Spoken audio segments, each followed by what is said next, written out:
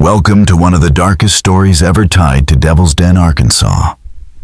Before we dive in, drop a comment letting us know where you're tuning in from and the time of day or night you're hearing this. In 1904, Devil's Den was little more than scattered farms, hidden deep in the rugged Boston Mountains of northwest Arkansas. The place got its eerie name not from evil spirits, but from sharp cliffs and jagged rocks that threw long shadows at sunset, making the land seem alive with menace. To the east stretched the White River. To the west lay Oklahoma Territory, and in between was a patchwork of wilderness where families lived far apart, their homes linked only by rough dirt roads that turned to mud during the rains. The nearest town of size Fayetteville was 30 miles away, a grueling wagon ride over twisting mountain trails. The events we now call the Devil's Den incident began on April 17, 1904, with Eliza Thornwood. She was the wife of Harold Thornwood, a timber merchant who made steady money supplying lumber to the railroads carving through the Ozarks. Their two-story home, built of dark wood and set against limestone cliffs, stood 3 miles from the settlement's small center. Harold designed it himself and added strange features locals never stopped whispering about, including a reinforced chamber next to his study that he called his private museum, filled with specimens from the old Crawford mine. What makes this case chilling isn't just what happened, but how it was meticulously recorded, then buried. In 1964, Dr. James Calloway, a University of Arkansas historian, stumbled across lost documents while studying Ozark folklore. He uncovered fragments of Eliza's diary, sheriff's reports, and damaged medical examiner notes. Soon after, his research funding was cut, and the files were boxed away in the university archives. They might have stayed hidden if a microfilm copy hadn't resurfaced during a library renovation in 1968. The Thornwoods had a quiet but notable reputation. Harold dealt with railroad and timbermen as far away as St. Louis, while Eliza kept a lower profile. Neighbors remembered her as educated and oddly reserved, with habits that didn't quite match the expectations of the time. Before her marriage, she had worked briefly as a nurse's assistant in Little Rock, and that medical experience would later matter in unsettling ways.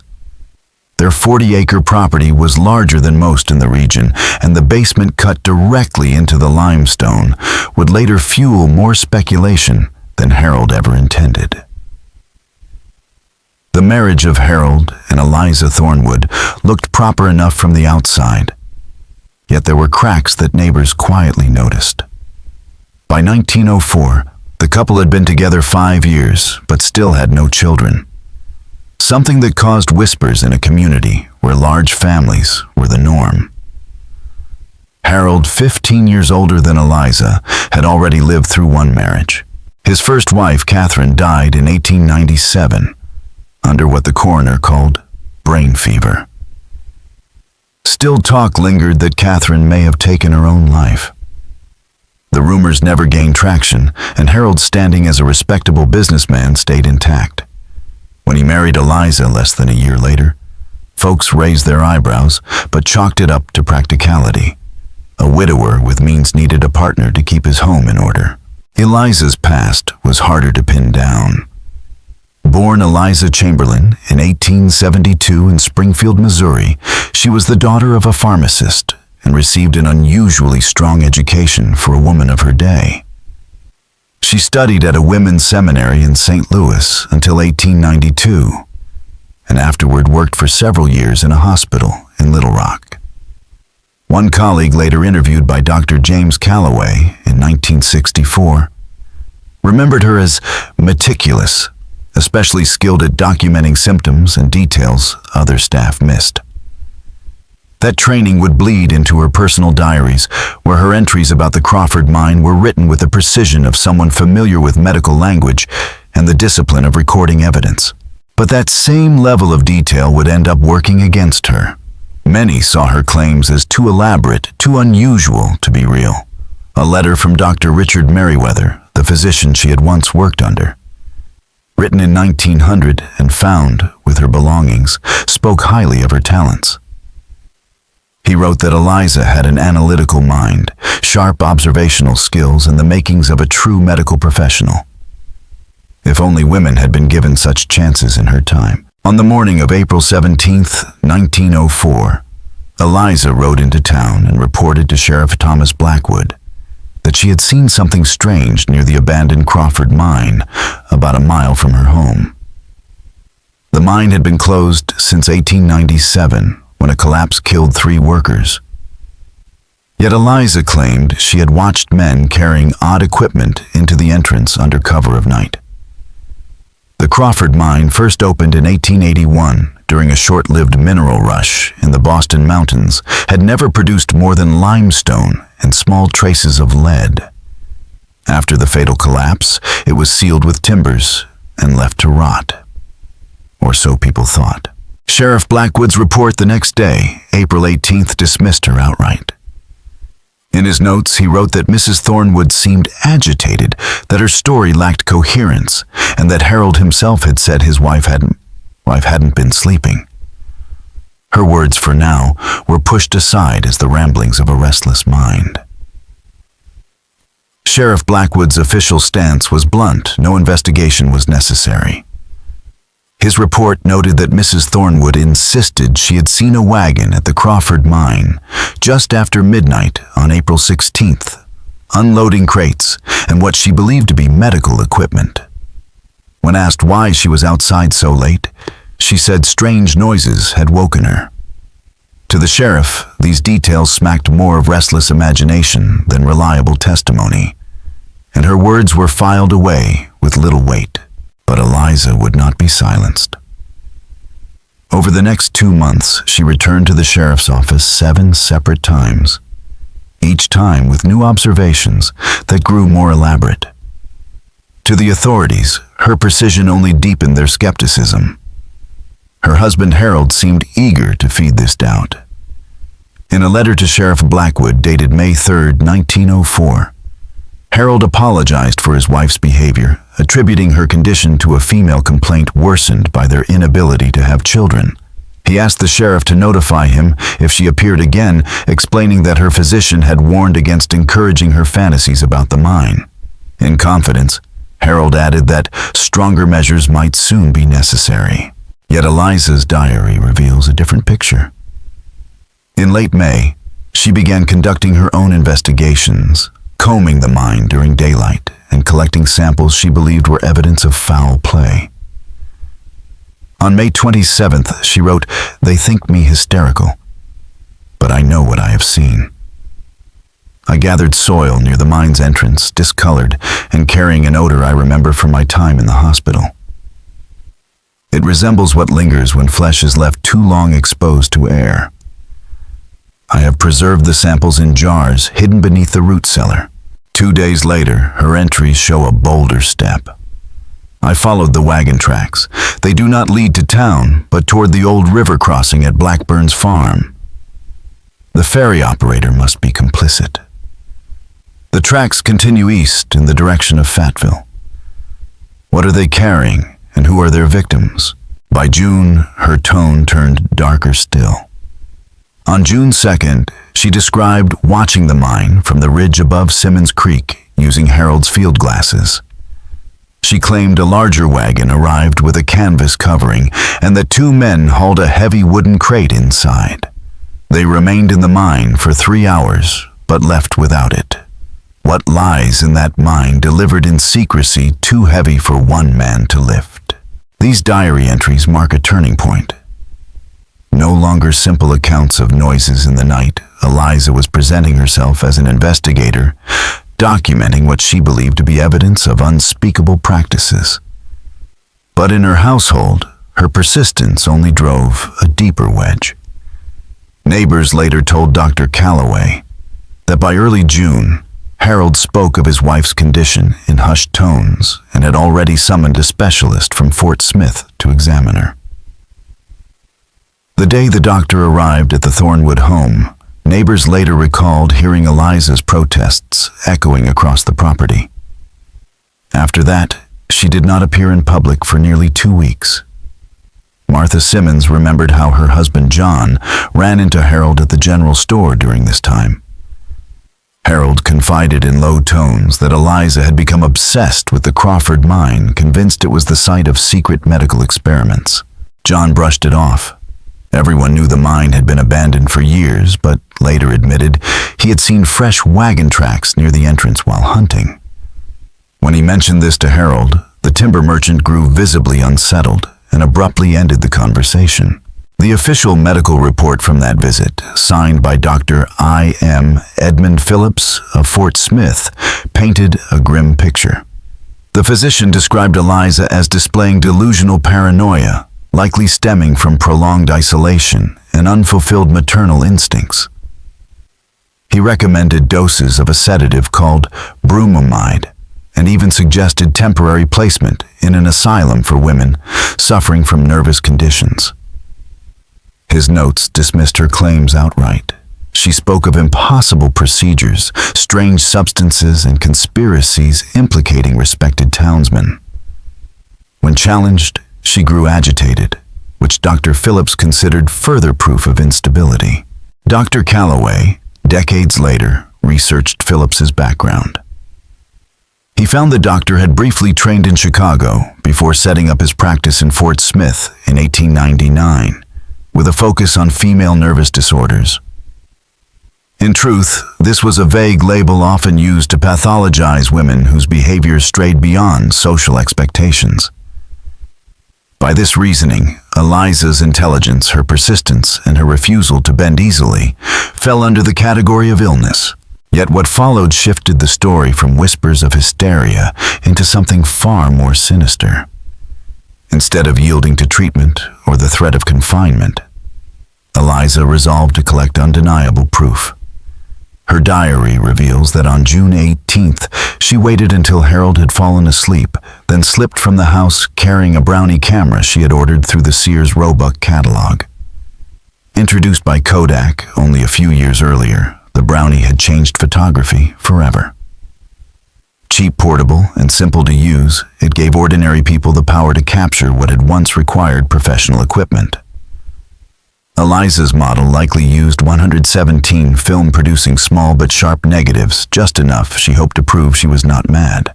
Her diary entry from the following day, June 19th, is chilling in its precision. I concealed myself behind the limestone outcropping with an unobstructed view of the mine. At 11:40, a wagon approached without lanterns. 3 men unloaded what appeared to be medical apparatus, the very kind I handled in the wards of Little Rock. Then a 4th man emerged from the mine. His clothes were stained dark. Eliza's diary entry for June 19th closes with a revelation both haunting and damning. I exposed 4 plates before they departed near dawn. What they carried out was wrapped in oilcloth, roughly the size of a man. I recognized one of them, the tallest, with a distinctive gait. It was Mr. Garrett, the supposed timber buyer from St. Louis. Harold has entertained him in our home 3 times since April. They are connected to this. I must develop the plates immediately. County records confirm the presence of a William Garrett, a purchasing agent for the St. Louis and San Francisco Railroad, known as the Frisco Line. He had indeed visited the area that spring to negotiate timber rights, and his dealings with Harold Thornwood were officially documented. Yet the fate of the photographic plates Eliza mentioned remains a mystery. Dr. Calloway never found them among her surviving effects. What followed, however, suggests she had captured something her husband and his associates could not allow to surface. Among Harold's business papers, Dr. Calloway uncovered a receipt from 1902 showing he had commissioned the construction of a small darkroom attached to his study, supposedly for developing geological photographs. This detail casts Harold's role in a troubling light. While publicly dismissing his wife's suspicions as delusions, he may have been quietly monitoring her evidence. Eliza's June 20th diary entry offers chilling support for this.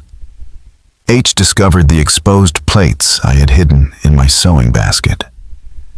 He said nothing, only looked at me with an expression I have never seen before. Not anger, but calculation. He left at once, taking the plates with him. When he returned, he acted as if nothing had occurred. The plates were not returned. I fear my position has become precarious. 2 days later, on June 22nd, Harold reported his wife missing. According to his statement, he awoke to find her side of the bed empty, along with her walking shoes and shawl. A search party of 20 men scoured the surrounding ridges and paths for 2 days. Their efforts, however, were curiously directed away from the Crawford mine. Sheriff Blackwood's official notes claimed the Western Valley was too dangerous due to the unstable mine entrance, and that Harold himself had already checked it. Yet this claim did not sit right with several participants. Thomas Jackson, who joined the search, gave a different account when interviewed by Dr. Calloway 60 years later. "We were told not to search the mine valley. Blackwood said Thornwood had done it himself. But that was impossible. Harold was with us, leading the eastern sweep." On the second day, a boy named Robert Collins swore he saw smoke rising from the direction of the mine the night before. The sheriff dismissed it as a hunter's campfire, but I'll never forget Harold's face when he heard it. He went pale as death. Nothing came of it, though. On June 25th, 3 days after her disappearance, Eliza Thornwood surfaced not in Devil's Den, but in Faggotville, 30 miles to the northeast, at the office of the Northwest Arkansas Times. The newspaper's log confirms she arrived shortly after noon, asking to see the editor about a matter of public safety. She claimed to have evidence of illegal medical experimentation. How she managed the journey remains a puzzle. The road from Devil's Den was rough, winding through mountain trails before joining the main road, and no stagecoach or rail records mention her. Investigators found no evidence she hired transport, leaving the unsettling possibility that she walked part of the distance or traveled with someone whose name was never recorded. According to clerk Rebecca Wilson, who spoke with Dr. Calloway decades later, Eliza carried a small leather satchel that she refused to let out of her sight. Its contents were never officially inventoried, but many suspected held the photographic plates or soil samples she had described in her diary. Strangely, the satchel vanished from all later reports of her return home. Wilson recalled that Eliza appeared calm but urgent, insisting she would only speak with editor James Simmons. She waited nearly an hour for him, and when he finally returned from lunch, the two spoke privately for 40 minutes. When they emerged, Simmons's face was pale. He immediately sent out telegrams while Eliza remained in the waiting room. Not long after Harold Thornwood arrived, she offered no resistance as he took her arm. But before leaving, she handed the satchel to Simmons with the words, "Keep it safe until we speak again." What she told Simmons was never published. No article ever appeared in the Times about her claims. But records uncovered by Dr. Calloway confirm Simmons sent 2 telegrams that afternoon. One to Sheriff Blackwood reporting Eliza's presence, and another to Dr. Raymond Finch of the State Medical Society in Little Rock. The contents of that second message are lost, though later events suggest it may have contained details Eliza had shared. What happened afterward can only be pieced together from her diary. For the next 2 weeks, she seems to have been under near constant confinement. On July 3rd, she wrote, "H has removed the door to my room and taken my outdoor clothing. Dr. P visits daily to administer the tincture that clouds my thoughts. They have taken my samples and photographic plates." When I mentioned the newspaper, H told me that Mr. Simmons understands the importance of not printing hysterical claims that would tarnish the names of respected men. Eliza's diary entry from July 5th reveals a shift from desperation to strategy. They speak in hushed voices outside my door. I hear men who are not from here. They think I sleep, but the doses are weaker now. I pretend to be sedated while staying awake.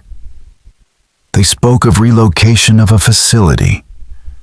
They planned to move me. That night she recorded hearing Harold argue with an unknown man. The situation has become untenable. She has spoken to the newspaper, the stranger said. Simmons has been handled. There will be no story, Harold replied. Then came the line that chilled her. The work at the mine is too important to risk exposure. The advances we've made cannot be compromised by one woman's hysteria. 2 days later, her July 7th entry turned even more chilling. The man who came to give me my medication today was the same man I photographed entering the mine on June 18th. He smiled when he saw me recognize him. The man's identity was never confirmed, but Dr. Calloway later discovered records of a Dr. Walter Kingsley arriving in the region in late June 1904, allegedly to study local diseases. His credentials listed a Philadelphia Medical Research Institution no one could find any record of. Hotel registers in Fayetteville and receipts from a local pharmacy place him in the area until mid-July, just after the fire at the Thornwood residence. No photograph of Kingsley has ever been found, nor any official record tying him to Harold or Eliza.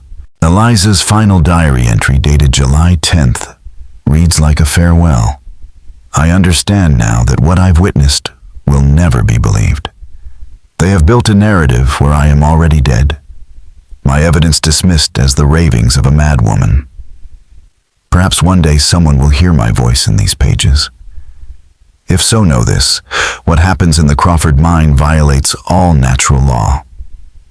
They seek to extend what should not be extended to preserve what should decay. The techniques they develop here will leave these mountains and enter hospitals and battlefields, where life and death are daily commodities. She ends with a horrifying note. Last night, I heard a sound I know from the hospital. The unmistakable whine of a bone saw. It came not from the mine, but from H's study below. What or who is he dissecting in our home? I've barricaded my door, but I fear it will not hold for long. On July 12th, 1904, the Thornwood home erupted in flames. By the time neighbors arrived, the house was fully engulfed. Harold, badly burned, was outside pointing to an upstairs window, shouting that Eliza was still inside. He died 3 days later at Washington County Hospital. Eliza's remains were never positively identified. The coroner's report lists a body presumed to be hers. The fire began in the basement, the same area where she claimed to have hidden her evidence, and spread with unusual speed. Initially, investigators suggested accelerants might have been used, but the conclusion was later changed to blame the home's dry wooden construction and the summer heat. Neighbor Thomas Craravin, who rushed to help that night, told Dr. Calloway years later. When we got there, the whole lower floor was gone. Harold was outside, badly burned, pointing up at the window, saying Eliza was still inside. Several neighbors tried to rush into the burning Thornwood house that night, but the heat was too intense. Within 20 minutes, the entire structure collapsed far faster than any normal house fire. Thomas Craravin later told Dr. Calloway something that never appeared in the official reports. Harold Thornwood didn't come staggering out of the house. When the neighbors arrived, he emerged from the tree line to the west, as though he'd been returning to the property rather than escaping the flames. Yet he was already badly burned, his clothes scorched. Craravin never understood how Harold could have been injured by the fire if he hadn't been inside when it started. Another neighbor, Sarah Jenkins, added an equally troubling detail in her interview decades later. When she and others reached the Thornwood property that night, she noticed a wagon hitched and loaded with trunks and crates sitting at the edge of the yard. Amid the chaos, she didn't think much of it, but by morning the wagon was gone. It looked in hindsight as if someone had been preparing to leave just before the fire began. The tragedy might have ended there, an apparent house fire claiming 2 lives, if not for what unfolded over the next 3 weeks. Dr. Edmund Phillips, who had diagnosed Eliza's female nervous condition, was found dead in his Fort Smith office of an apparent morphine overdose. Sheriff Thomas Blackwood died after a supposed fall while inspecting the Crawford mine. James Simmons, the newspaper editor who had taken Eliza's satchel, drowned during a fishing trip on the White River. At the time, each death was treated as an isolated accident. But Dr. Calloway's later research revealed their shared connection to the Thornwood case. The investigation into the fire itself was perfunctory. The county inspector ruled it a likely accident caused by a kerosene lamp, noting that the mental condition of the deceased woman may have led to carelessness with open flames. No effort was made to examine the basement area where Eliza had hidden her samples. For nearly 50 years, the strange events at Devil's Den slipped into obscurity, dismissed as local gossip and half-remembered tragedy. Then in 1963, Dr. James Calloway began recording oral histories from elderly Washington County residents as part of his Ozark folklore research. Several interviewees spoke of the woman who saw too much and the doctors at the mine. Intrigued, Calloway dug deeper, unearthing the scattered documents that form the backbone of this story. He learned that in March 1904, just a month before Eliza's first report, the supposedly abandoned Crawford mine had been quietly purchased by an entity calling itself the Northwestern Medical Research Association. It had no ties to any legitimate medical school or hospital. Calloway's notes show the association was linked through correspondence to physicians who had been expelled or discredited by the American Medical Association for unethical experiments. In a letter to a colleague dated September 1963, Calloway wrote, "The more I investigate the Thornwood case, the more convinced I am that something truly disturbing happened in Devil's Den in 1904. The elimination of witnesses, the shell purchase of the mine, the convenient fire that destroyed Eliza and her evidence, all point to a coordinated effort to conceal activities that violated not only ethics, but the law itself." The exact nature of what went on inside the Crawford mine remains speculation. Eliza's diary only hints at surgical techniques and preservation methods she found profoundly disturbing. In one of her most cryptic entries, she wrote, "They seek to extend what should not be extended, the natural order disrupted by men who believe themselves beyond God's limitations." Historians have since suggested the mine may have been used for early experiments in tissue preservation or procedures too controversial for reputable medical schools. The early 1900s were a time of rapid medical advancement, but minimal ethical oversight, a dangerous combination if such work was taking place in secret. Dr. Calloway pursued this line of inquiry until 1964, when his funding was abruptly cut. In personal letters, he linked the decision to his investigation of the Northwestern Medical Research Association, which he had discovered had ties to several prominent families in the region. The official letter from the university administration, dated November 12, 1964, was curt. "The committee has determined that funds would be better allocated to projects of more substantial historical merit. Your investigation into rural folklore, specifically the so-called Devil's Den incident, is deemed insufficiently academic in nature." Calloway's handwritten response across the bottom simply read, "They've been reached." Someone still cares very much about what happened in that mine. His final notes are less formal and far more personal. What happened to Eliza Thornwood is more than a tragedy. It shows how vulnerable truth becomes when it collides with power. Her voice was dismissed as hysteria, then confined, then erased. The men she named died conveniently soon after her, a pattern suggesting her claims carried more weight than history admits. By the time Calloway wrote those words, the mine itself had collapsed. Heavy spring rains in 1957 had buried whatever secrets it once held. The Thornwood property was reclaimed by the forest. Only the stone foundation of the house remained. In 1968, while cataloging Calloway's papers after his death, a graduate student found microfilm of his Devil's Den research. Those records were quickly archived in the university's special collections and have been checked out only once in 1969 by a researcher whose name is now redacted. What makes Eliza Thornwood's case especially disturbing is not only the possibility that she uncovered genuine atrocities, but also the systematic way her discoveries were discredited and erased. Her gender, the era's attitudes toward women's mental health, and the social power of those she accused combined to bury her story as surely as the mine itself was buried. Her surviving diary entries show she understood this. In what may be her final one, dated July 10, 1904, she wrote, "I understand now that what I have witnessed will never be believed. They have constructed a narrative in which I am already dead. My words the product of a disturbed mind. My evidence dismissed as fabrication. Perhaps in another time someone will hear my voice through these pages." For decades, the story of Eliza Thornwood lived only as a whispered legend among Washington County's oldest residents, the woman who saw too much.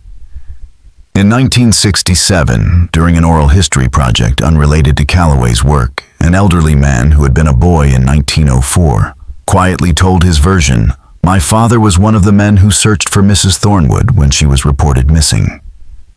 The boy who later spoke to Dr. Calloway remembered his father telling him that the search for Eliza Thornwood had been deliberately misdirected. Sheriff Blackwood ordered the men into the eastern ridges, even though a hunter had reported seeing smoke from the old mine in the western valley. "We weren't meant to find her," the boy's father believed, at least not while she might still speak. Another local voice recorded in 1965 came from a woman who had briefly worked as a housemaid for the Thornwoods in early 1904. Mrs. Thornwood had a precise mind, she told Calloway. She kept records of everything, household accounts, weather, even the wildlife she saw, not the actions of someone prone to fantasy. But the maid noticed a shift once Eliza began watching the mine. It wasn't fear in her eyes, she said. It was certainty. She also recalled tension in the household, long before Eliza's public claims. Harold often received visitors late at night, men who never came through the front door but appeared in his study speaking in low tones. Conversation stopped as soon as she entered. Once she overheard the words, "progress despite limitations and specimens requiring special handling." At the time, she assumed it had to do with his timber business. Looking back, she wasn't so sure. By now, nearly all physical evidence of the Thornwood case has vanished. The soil samples Eliza claimed to collect were never recovered. The photographic plates she exposed on June 18th have never surfaced. Even the Crawford mine itself has been reclaimed by the forest. Few locals can now identify its original site. What remain are questions echoing across more than a century. What did Eliza Thornwood see that night in June 1904? Why were those connected to the case silenced so swiftly? And what kind of work demanded such secrecy in an abandoned mine? County records provide tantalizing hints. The original architectural plans for the Thornwood house show a specially built darkroom next to Harold's study, a facility for developing photographic plates. Despite his public dismissal of Eliza's claims, Harold may have been aware of or even complicit in her documentation. Dr. Calloway's examination of Harold's business records uncovered another strange fact in February 1904. Just 2 months before Eliza's first report, Harold ordered large quantities of chemicals from a St. Louis supplier, formaldehyde, silver nitrate, and other compounds used in photography and specimen preservation, but with no obvious connection to the timber trade.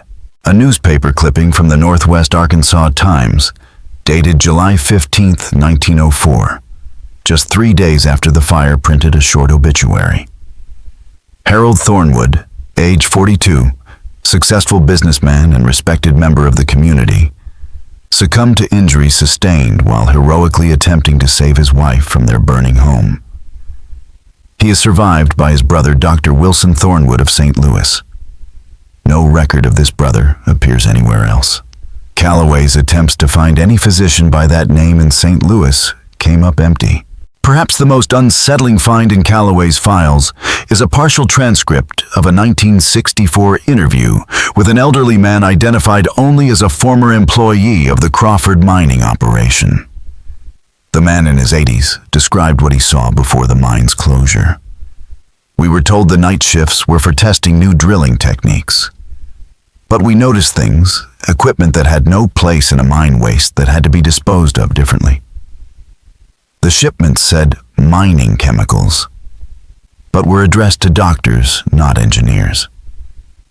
After the collapse in '97, I thought it was finished. Then, in '04, I heard they had reopened part of the mine not for ore, for something else.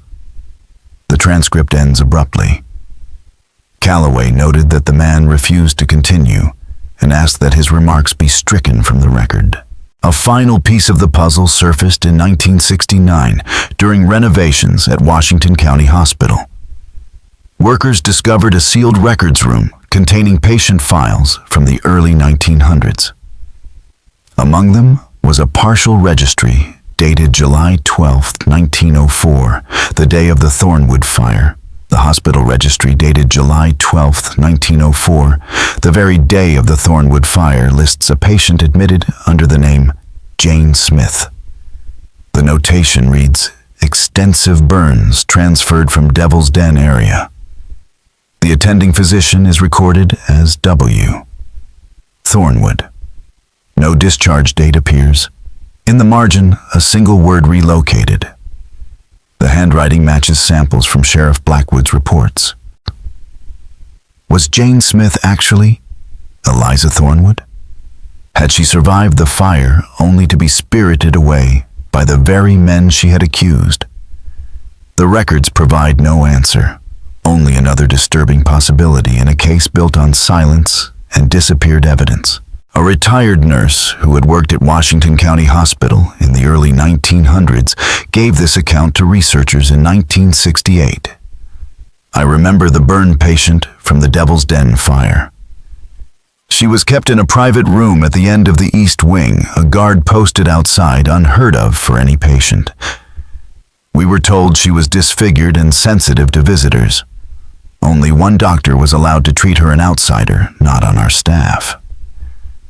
After about a week, I came in for my shift, and the room was empty.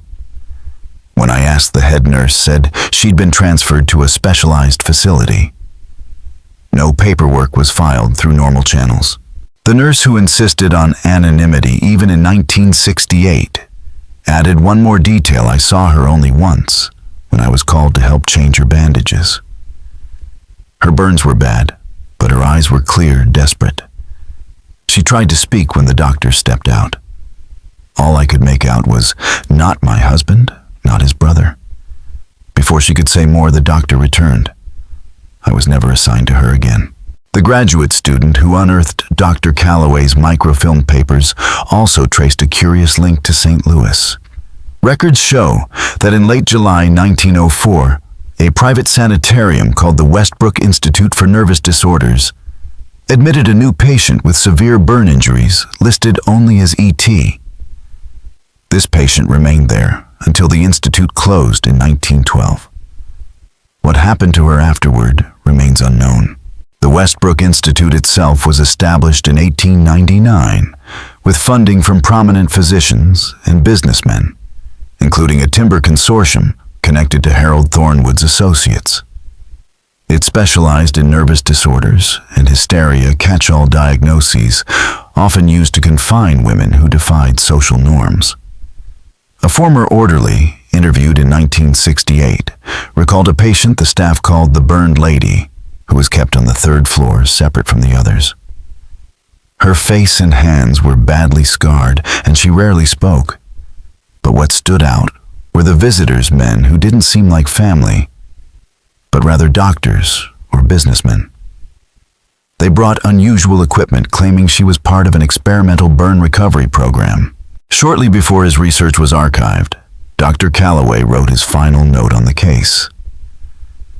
The story of Eliza Thornwood is not merely a historical curiosity, but a warning. When power collides with truth, it is rarely truth that survives intact. What happened in Devil's Den in 1904 was systematically erased. First came the discrediting of a witness, then the suspicious deaths of nearly everyone involved, and finally the destruction of physical evidence. What remains is a gap in the historical record, a silence, where a woman's testimony should be. The place once known as Devil's Den is now largely gone submerged beneath Lake Fort Smith after the damming of the Frog Bayou in the 1950s. Only the highest ridges remain above the waterline, including the limestone bluffs where the Thornwood house once stood. Fishermen who pass these points after sunset sometimes report odd malfunctions.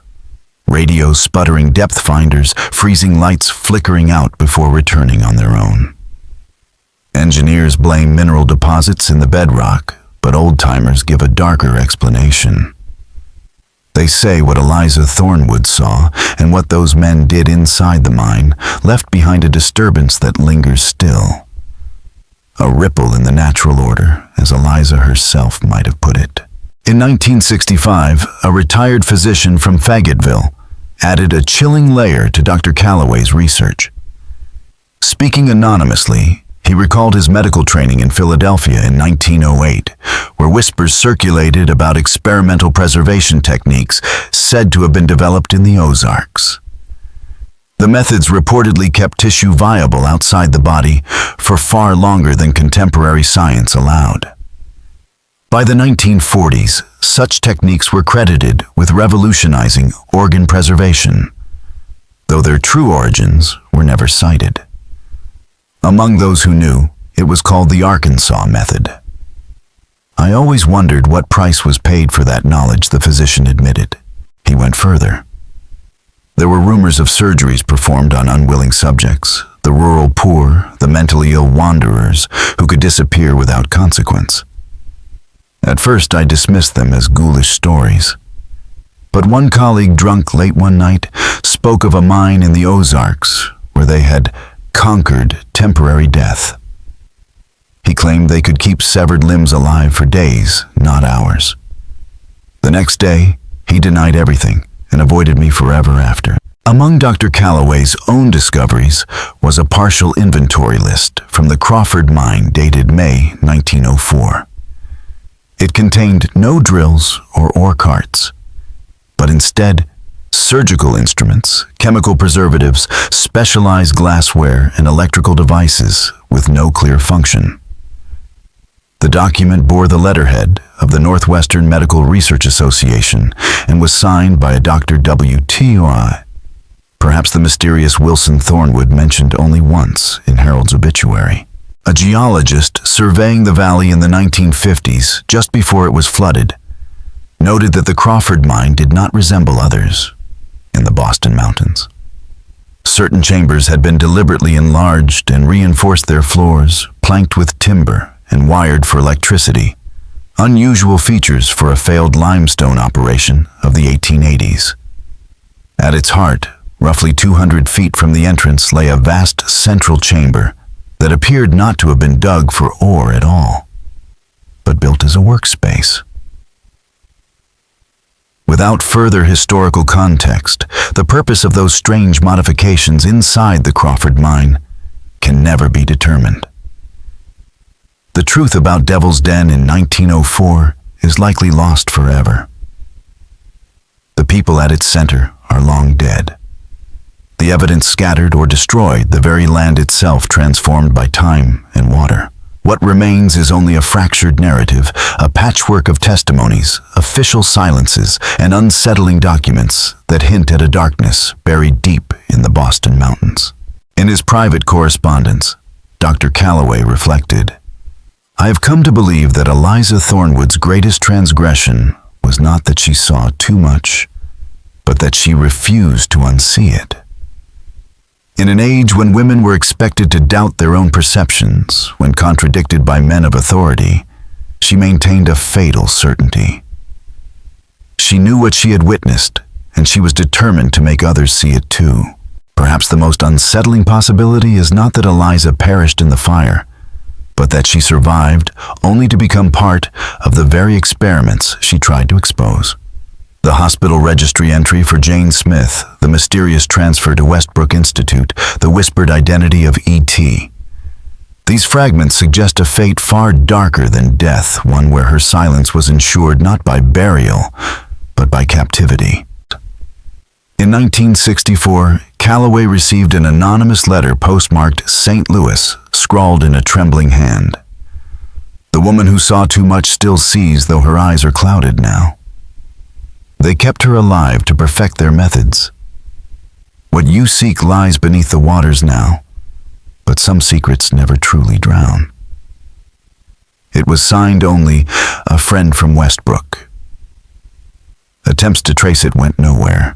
Today, the waters of Lake Fort Smith cover what was once Devil's Den. Tourists drift across its surface in boats, unaware of the mine, the Thornwood home where the paths Eliza walked gathering her evidence, all erased by floodwaters and decades of silence. And yet, perhaps something of her truth survives in the fragments of her diary, in the stray documents that escape destruction, in the whispers passed down through generations. In the end, history proved her both right and wrong. Her peers dismissed her testimony as hysteria, the ramblings of a nervous woman. But the fragments of her story endure stubborn and unyielding, suggesting that what she saw in that abandoned mine was real enough to warrant her silencing. Then, in 1967, one final piece emerged. An elderly woman in Fayetteville donated a collection of belongings to the Washington County Historical Society. Among them was a leather-bound journal belonging to James Simmons, the newspaper editor who drowned weeks after meeting with Eliza Thornwood. Preserved for decades by his widow, who never remarried, the journal had remained sealed away, waiting perhaps to whisper the last pieces of a story long buried, but never truly gone. James Simmons's journal contains a single devastating entry, dated June 25, 1904, the day Eliza appeared at his office. Mrs. T brought evidence today that, if authentic, would implicate several prominent men in activities beyond the bounds of ethical medicine or natural law. The photographs are unclear but troubling surgical apparatus in a place that is certainly not a hospital, and what looks to be preserved human tissue. She insists they are experimenting with ways to keep organs viable outside the body, using methods that defy both science and ethics. I have locked the materials in the newspaper safe until I can verify her claims. If true, this is not simply a local scandal. It is a matter that may require federal attention. No further entries appear in the journal.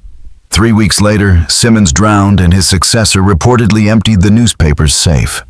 Whatever evidence Eliza had entrusted to him was never seen again.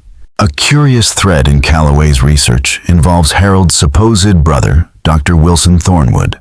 Though no physician by that name practiced in St. Louis, Calloway uncovered references to a Dr. William Thornton, who rose to prominence in 1908 as a pioneer in tissue preservation. Thornton published several obscure but influential papers before vanishing from medical literature around 1915. One of his articles, written in 1910, contains an unsettling admission. The advances described herein are the result of many years of experimentation conducted in isolated conditions that provided complete privacy and freedom from conventional constraint. In 1968, decades after Devil's Den had slipped into legend, a former patient of the Westbrook Institute added one final piece to the puzzle. Treated for nervous exhaustion in 1911, she recalled, "There was a woman the staff called the special case. She never mixed with us. Her burns were severe, her face scarred.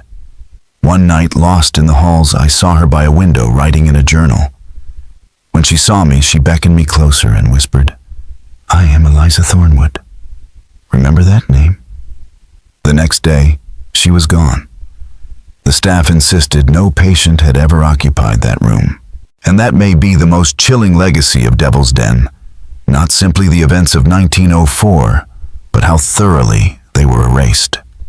A woman's testimony discredited, her evidence destroyed, her very existence nearly wiped from history.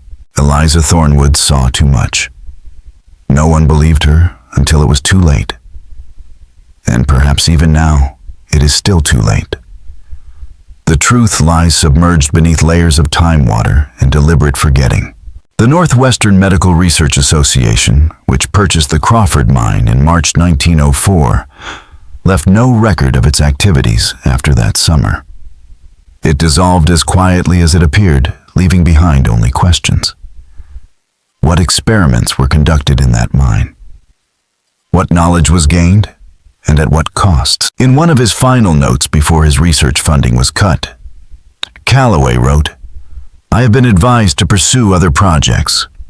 My inquiries into the Northwestern Medical Research Association have touched nerves in unexpected places.